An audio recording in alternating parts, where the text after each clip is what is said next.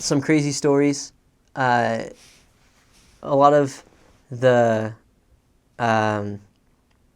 Mexican culture revolves around what they call machismo, which is, I don't even remember the word in English.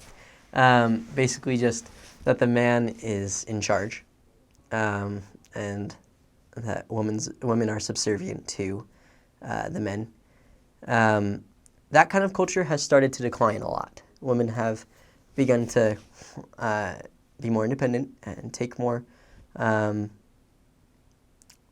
charge of themselves, which is a good thing for that culture specifically. Just making sure that these women feel that they could respect themselves. That's the main point of it.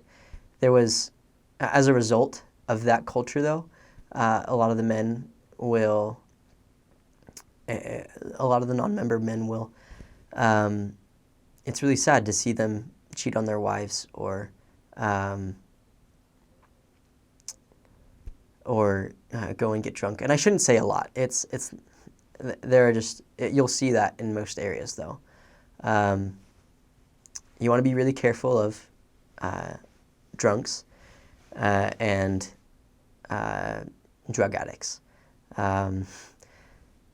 For example, there was one time where there was a drug addict in my area who, if he saw us sometime, there was this one time he saw us and he started chasing us. And he had a rock in his hand. And so we ran to a member's house.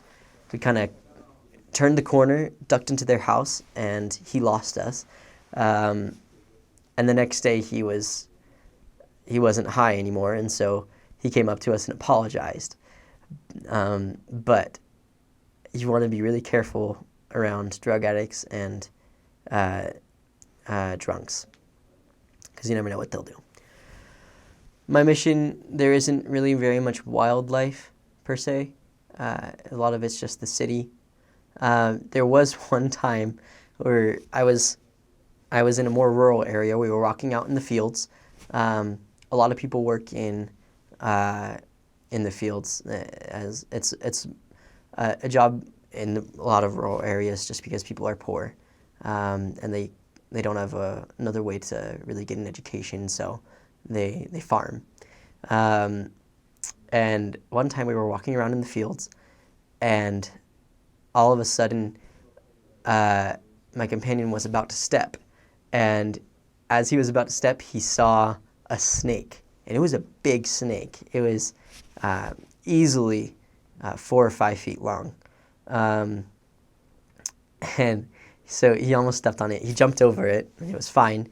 It just kind of coiled up and it kind of hit itself, and that was pretty crazy. But I didn't see very many snakes. There weren't very many scorpions in my mission either. I did see one, but it was really tiny, nothing too exciting.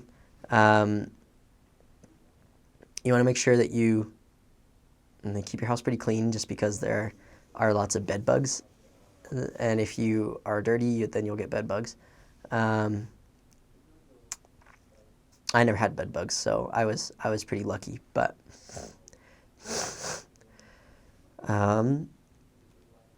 yeah, for the most part, the wildlife, there were lots of mosquitoes, but there wasn't very much else to the wildlife down there.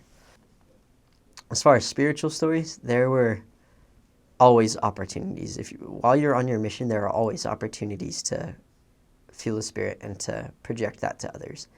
As long as you're living worthy and as long as you're obeying the rules, you will have spiritual experiences that will bless your life and the lives of those around you. There was this one time where it was towards the beginning of my mission, actually. I didn't speak Spanish very well, but we went into a member's house, and they were concerned about their family. They just weren't. It wasn't a very peaceful situation. It was a mother and her 2 children. They were both teenagers, and the boy had just been ordained a priest. He was very good about going to church, and he loved church. And his sister and his mother, they had a harder time going to church. And so they were very concerned about the peace in their family. They just didn't feel like they were getting along very well. And my pregnant companion and I felt impressed to bless the home. And we did so with their family. And it was incredible, the spirit that just flooded the room after we said that prayer.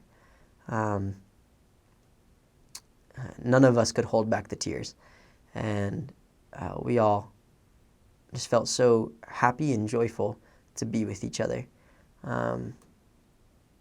So that was a pretty common thing that we would do. We would bless homes pretty often, just because a lot of members down there don't do it.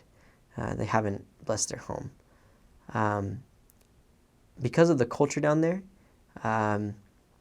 people will talk to you about a lot of spiritual experiences that are not necessarily uplifting spiritual experiences. And so you'd always have to be on the lookout for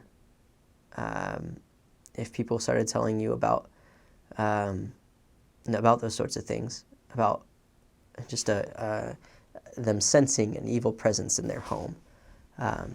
If you heard that, you'd want to bless the home then.